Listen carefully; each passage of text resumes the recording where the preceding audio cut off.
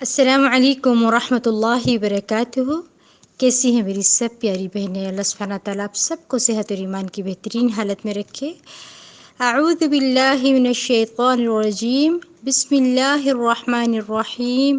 رب اشرح لی صدری ویسر لی امری واحلل عقدۃ من لسانی یفقہوا قولی۔ اب انشاءاللہ ہم نماز میں جائز امور کو دیکھیں گے، اس لیے کہ بہت ضروری ہے نماز کا طریقہ سیکھنے کے بعد ہمیں یہ جاننا کہ نماز میں کیا جائز ہے کرنا اور کیا ناجائز ہے، ٹھیک ہے؟ تو ہم سب سے پہلے نماز میں جائز امور دیکھتے ہیں۔ نماز میں رونا کس حد تک درست ہے، پہلے ہم اس کو دیکھتے ہیں۔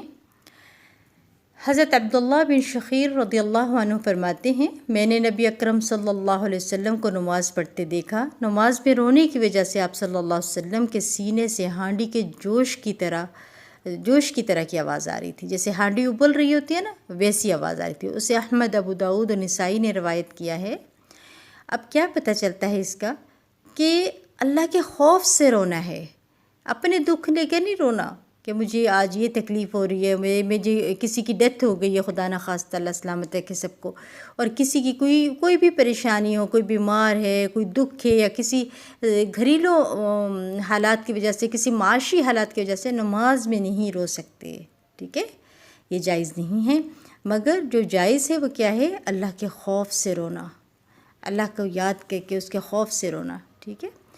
پھر نماز میں بیماری یا بڑھاپے وغیرہ کی وجہ سے عصا پر ٹیک لگانا یا کرسی وغیرہ استعمال کرنا جائز ہے، اور پھر بڑھاپے یا بیماری کی وجہ سے نفل نماز کا کچھ حصہ کھڑے ہو کر اور کچھ حصہ بیٹھ کر پڑھنا بھی جائز ہے، ٹھیک ہے؟ یہ کچھ احادیث ہم پہلے پڑھ چکے ہیں، میں نے سوچا کہ اس کی تھوڑا سا ریوائز کروا دیا جائے۔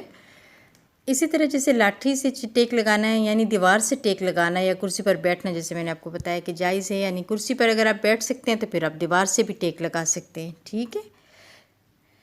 اور پھر تکلیف دہ اور مضر چیز کو نماز کی حالت میں مارنا بھی جائز ہے۔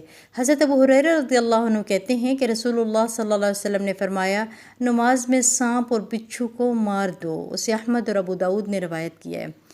اب دیکھیں اس سے کیا پتہ چلتا ہے کہ اگر آپ کے پاس کوئی ایسی چیز آ جاتی ہے، جیسے سانپ ہو یا بچھو ہو، آپ کے سامنے آ جاتا ہے اور آپ کو اس کو مارنا ہے، تو یقیناً آپ کو مارنے کے لیے کچھ تو چاہیے ہوگا، کوئی آلہ قتل چاہیے ہوگا نا، اسے اٹھائیں گے، کیسے ماریں گے اس کو؟ تو ارد گرد کچھ نہ کچھ تو اٹھانا پڑے گا، تو یقیناً چند قدم اٹھانے پڑیں گے۔ آپ چند قدم اٹھا کے پاس پڑی ہوئی کوئی بھی بھاری چیز اسے اٹھا کے اس کو مار سکتے ہیں، ٹھیک ہے؟ وہاں سے ہلنا نماز کی حالت میں جائز ہے، نماز توڑنا منع ہے، توڑ نہیں سکتے یہاں پر، ٹھیک ہے؟ پھر ایک اور روایت میں آتے ہیں، کسی عذر کے بغیر کسی عذر کے باعث جو ہے سجدے کی جگہ سے مٹی یا کنکر وغیرہ ہٹانے ہوں تو ایک مرتبہ دوران نماز ایسا کیا جا سکتا ہے، ٹھیک ہے؟ حضرت معیقب رضی اللہ عنہ سے روایت ہے کہ نبی اکرم صلی اللہ علیہ وسلم نے سجدہ کی جگہ سے مٹی برابر کرنے والے کے بارے میں ارشاد فرمایا، اگر ایسا کرنا ضروری ہو تو ایک بار کر لے۔ اسے بخاری اور مسلم نے روایت کیا ہے، ٹھیک ہے؟ اور یہ حدیث میں پہلے بھی بیان کر چکی ہوں، اور اس میں کیا ہے، اس کا طریقہ کار کیا ہے، ایک دفعہ جیسے آپ کی جانماز کٹھی ہوئی بھی ہے، کچھ ایسا ہے تو آپ نے ایک دفعہ اس کو درست کرنا ہے، بار بار اٹھتے وقت اپنے ہاتھوں کو اٹھاتے وقت اکٹھا کر لے اور پھر بعد میں سجدے میں جاتے وقت اس کو پھیلا لے، ایسا نہیں کرنا ہے، ٹھیک ہے؟ بس ایک بار، یا کوئی چیز نیچے چپ جاتی ہے، جانماز کے نیچے کوئی چیز ایسی تھی کہ آپ کو نظر نہیں آئی جانماز بچھاتے وقت، اور وہ سجدے کی حالت میں ماتھے میں چپ جاتی ہے، کچھ ایسی تکلیف ہوتی ہے، تو انسان اس کو ہاتھ سے ایک دفعہ ہٹا دیتا ہے، بس، ٹھیک ہے؟ پھر امام کو اس کی غلطی سے آگاہ کرنے کے لیے مردوں کو سبحان اللہ اور عورتوں کو ہاتھ کی پشت پر ہاتھ مارنا جائز ہے، یعنی کہ اپنے ہاتھ ہے نا، سینے پہ ہاتھ رکھا ہوا ہے اور جو اوپر والا ہاتھ ہے اس کی انگلیوں کو ہاتھ کی پشت پہ مار دینا۔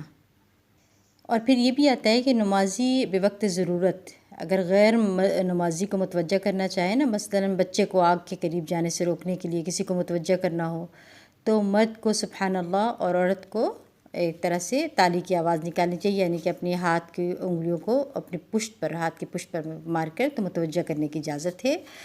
یہ بھی ہم دیکھ لیتے ہیں حدیث میں۔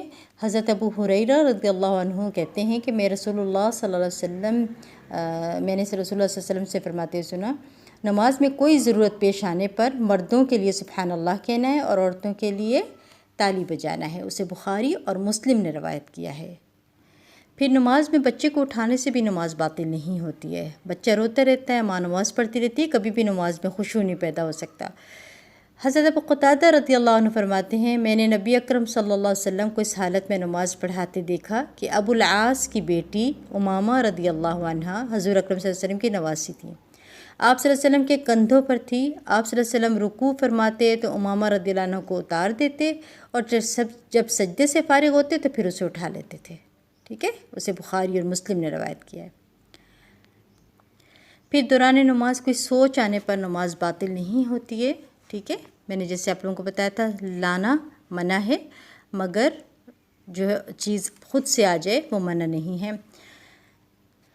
پھر شیطان کے وسوسہ ڈالنے پر دوران نماز تعوذ پڑھنا جائز ہے۔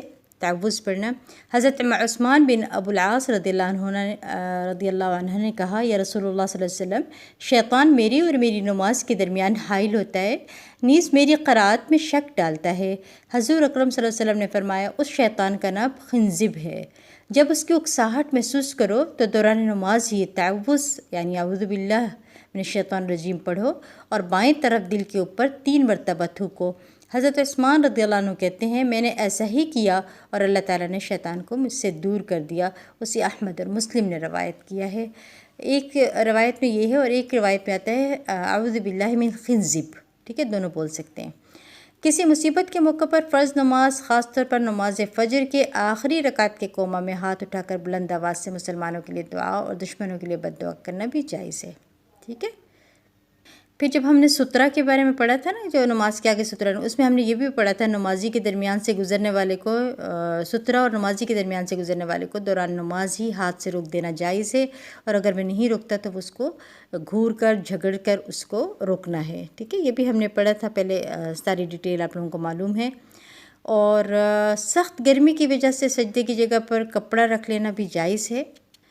حضرت انس بن مالک رضی اللہ عنہ فرماتے ہیں، ہم لوگ نبی اکرم صلی اللہ علیہ وسلم کے ساتھ نماز پڑھتے، اور سخت گرمی میں جب ہم میں سے کوئی بھی اپنی پیشانی زمین پر نہیں رکھ سکتا تھا تو اپنا کپڑا بچھا لیتا اور اس پر سجدہ کرتا۔ اسے بخاری نے روایت کیا ہے۔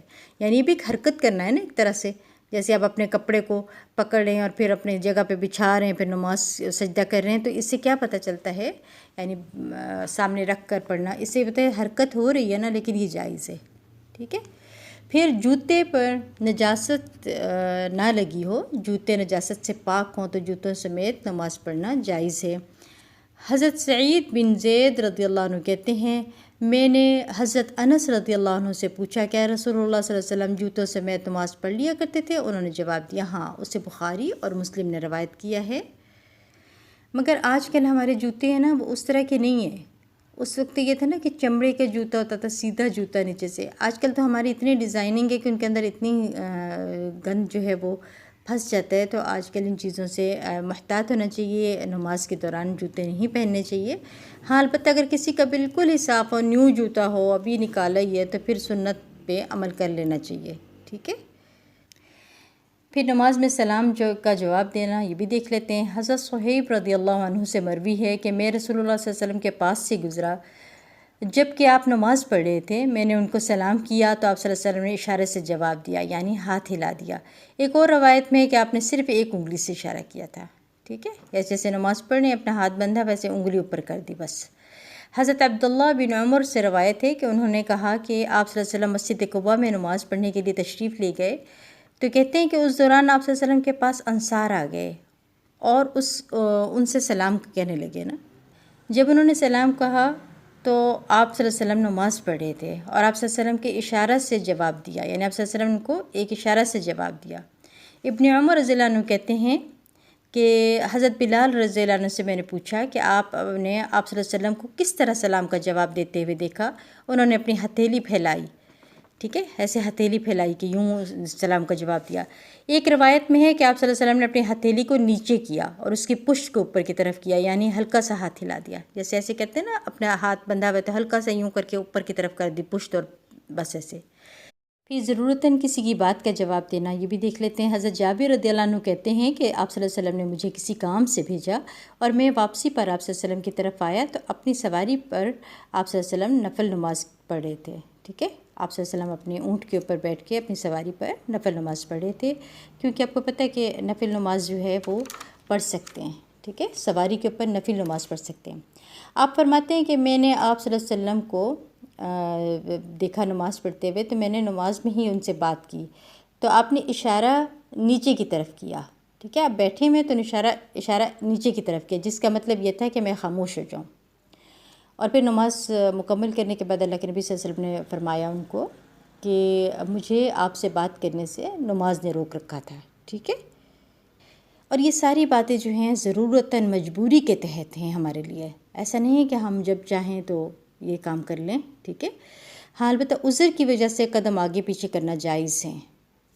پھر اگر چھینک آ جائے تو الحمدللہ کہنا بھی نماز کے دوران جائز ہے، ٹھیک ہے، چھینک آئے تو نماز کے دوران کہنا الحمدللہ جائز ہے، مگر جو دوسرے لوگ ہیں نا سننے والے، چھینک کا جواب نہیں دیں گے، یہ نہ ہو کہ نماز میں وہ چھینک کا جواب دیں، کیونکہ یہ جائز نہیں ہے، ٹھیک ہے، کیونکہ جواب دینا جو ہے گفتگو میں آتا ہے اور یہ جائز نہیں ہے، جبکہ الحمدللہ کہنا اللہ کے ذکر میں آتا ہے، تو نماز میں یہ جائز ہے۔ مجھے امید ہے انشاءاللہ آپ لوگوں کو نماز میں جائز امور سارے سمجھ آ گئے ہوں گے انشاءاللہ۔ اللہ سبحانہ و تعالیٰ سے دعا ہے کہ رب العالمین ہمیں توفیق عطا فرمائے کہ ہم اس کو سمجھیں اور اس پہ عمل کرنے کی کوشش کریں۔ بارک اللہ فیکم۔ نماز میں ناجائز امور، وہ عمل جو سے نہیں کرنے ممنوع امور ہیں، ان میں سے یہ ہے کہ نماز میں کمر پر ہاتھ رکھنا منع ہے۔ حضرت ابو ہریرہ رضی اللہ عنہ فرماتے ہیں کہ رسول اللہ صلی اللہ علیہ وسلم نے نماز میں پہلو پر ہاتھ رکھنے سے منع فرمایا ہے، اسے بخاری اور مسلم نے روایت کیا ہے۔ بعض دفعہ ایسا ہوتا ہے نا کہ کمر تھکی ہوئی ہے، درد ہو رہا ہے اور آپ کھڑے میں نماز پڑھیں، ایک ہاتھ آپ نے رکھا ہوئے سینے پہ اور دوسرا آپ نے اپنی کمر پہ رکھ لیا، تو یہ جائز نہیں ہے۔ پھر نماز میں انگلیاں چٹخانا یا انگلیوں میں انگلیاں ڈالنا بھی منع ہے۔ آپ کو پتہ ہے انگلیاں چٹخانا کیا ہے؟ پٹاخے نکالنا۔ پھر انگلیوں میں انگلیاں ڈالنا، جیسے ہم بیٹھتے ہیں تو عموماً انگلیوں میں انگلیاں ڈال لیتے ہیں، تو اس کے بارے میں کیا آتا ہے؟ حضرت کعب بن عجرہ رضی اللہ عنہ کہتے ہیں کہ رسول اللہ صلی اللہ علیہ وسلم نے فرمایا، جب تم میں سے کوئی وضو کرے مسجد کی طرف جائے تو راستے میں انگلیاں ڈال کر نہ چلے، کیونکہ وہ حالت نماز میں ہوتا ہے، اور ایک روایت میں آتا ہے کہ لغو کام ہے، ٹھیک ہے، یعنی بیہودہ کام ہے۔ تو ایک طرح سے دیکھا جائے کہ کیا ہے، حالت نماز میں ہوتا ہے، وضو کر لیا مسجد کی طرف چل رہے تو حالت نماز میں۔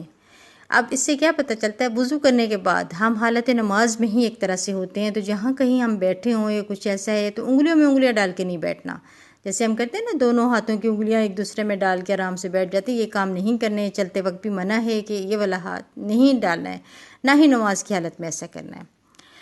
اسے ترمذی، احمد، ابو داؤد اور نسائی نے روایت کیا ہے۔ پھر نماز میں جمائی لینے سے حتی الوسع پرہیز کرنا کا حکم ہے۔ حضرت ابو سعید خدری رضی اللہ عنہ سے روایت ہے کہ رسول اللہ صلی اللہ علیہ وسلم نے فرمایا، جب کسی کو نماز میں جمائی آئے تو اسے حتی المقدور روکے، کیونکہ اس وقت شیطان منہ میں داخل ہوتا ہے، ٹھیک ہے، اسے مسلم نے روایت کیا ہے۔ اب جمائی آئی ہے تو کیا حکم ہے کہ اپنے ہاتھ کو الٹا، ٹھیک ہے، جو اپنا ہاتھ ہے الٹا ہاتھ لیفٹ ہینڈ کو اوپر کر کے اپنے انگلیوں کی پشت جو ہے، اپنے ہاتھ کی پشت ہے، اس کو منہ کے اوپر رکھنے کی کوشش کریں۔ اول تو یہ کہ جب جمائی آئے تو اپنے منہ کو بند کرنے کی کوشش کریں، حتی الامکان، جو تھوڑی بہت نکل جائے وہ ٹھیک ہے، لیکن اس کو پورا منہ کھول کے جمائی نہیں لینی ہے۔ کیوں؟ کیونکہ آپ صلی اللہ علیہ وسلم نے فرمایا کہ اس وقت شیطان منہ میں داخل ہوتا ہے، اسے مسلم نے روایت کیا ہے۔ پھر نماز کیسے خشوع والی ہو سکتی ہے جب شیطان ہی اندر داخل ہو جائے؟ پھر نماز میں نگاہیں آسمان کی طرف اٹھانا منع ہے۔ حضرت ابو ہریرہ رضی اللہ عنہ کہتے ہیں کہ رسول اللہ صلی اللہ علیہ وسلم نے فرمایا، لوگوں کو حالت نماز میں دعا مانگتے ہوئے اپنی نگاہیں آسمان کی طرف اٹھانے سے باز آ جانا چاہیے، ورنہ ان کی نگاہیں اچک لی جائیں گی۔ استغفر اللہ۔ اسے مسلم نے روایت کیا ہے، ٹھیک ہے، کتنی خوفناک بات ہے۔ بعض لوگ نماز میں تو نیچے دیکھتے رہتے ہیں، لیکن جب کبھی کوئی دعا کی بات آتی ہے، دعائے قنوت ہے، کچھ ہے، تو تڑپ کر آسمان کی طرف دیکھنا یہ جائز نہیں ہے، ٹھیک ہے۔ پھر نماز میں جو ہے وہ منہ ڈھانپنا منع ہے۔ نماز میں کپڑا دونوں کندھوں پر اس طرح لٹکانا کہ اس کے دونوں سرے سیدھے زمین کی طرف ہوں، یہ صدل کہلاتا ہے، یہ بھی ہم پڑھ چکے ہیں، یہ بھی منع ہے۔ دوران نماز میں کپڑے سمیٹنا یا بال درست کرنا، ٹھیک ہے، بلا عذر کوئی بھی حرکت کرنا یہ بھی منع ہے، یہ بھی ہم پہلے پڑھ چکے ہیں۔ پھر سجدہ کی جگہ پر کنکریاں ہٹانا جو ہے وہ بار بار منع ہے، صرف ایک دفعہ کر سکتے ہیں۔ نماز میں ادھر ادھر دیکھنا منع ہے، یہ بہت ضروری ہے، یہ دیکھ لیتے ہیں۔ حضرت ابو ذر رضی اللہ عنہ کہتے ہیں کہ رسول اللہ صلی اللہ علیہ وسلم نے فرمایا، اللہ تعالیٰ بندے کی نماز میں برابر متوجہ رہتا ہے جب تک بندہ ادھر ادھر نہ دیکھے۔ جب بندہ توجہ ہٹا لیتا ہے تو اللہ تعالیٰ بھی اس سے اپنی توجہ ہٹا لیتا ہے۔ اسے احمد، ابو داؤد، نسائی اور ابن خزیمہ نے روایت کیا ہے، اور یہ حدیث بھی ہم پہلے پڑھ چکے ہیں الحمدللہ۔ پھر تکیے پر سجدہ کرنا یا گدے پر نماز پڑھنا منع ہے۔ اشارے کی نماز میں سجدے کے لیے سر کو رکوع کی نسبت زیادہ جھکانا چاہیے، ٹھیک ہے۔ حضرت ابو عمر رضی اللہ عنہما سے روایت ہے کہ تکیہ پر نماز پڑھنے والے مریض سے آپ صلی اللہ علیہ وسلم نے فرمایا، اسے ہٹا دے، اگر زمین پر سجدہ کر سکتا ہے تو کر، اور اگر بیماری کی وجہ سے زمین پر سجدہ نہیں کر سکتا تو نماز اشارے سے پڑھ، اور سجدے کے لیے سر کو رکوع کی نسبت زیادہ جھکا۔ یہ تمام حدیث میں بتا چکی میں تھوڑا سا جو ہے وہ دہرائی کر لیا، ریوائز کر لیا ہے، تاکہ ہمیں معلوم ہو کہ کیا جائز امور ہے اور کیا ناجائز امور ہے۔ اللہ سبحانہ و تعالیٰ سے دعا ہے کہ اللہ تعالیٰ ہمیں توفیق عطا فرمائے اور صحیح سمجھ عطا فرمائے۔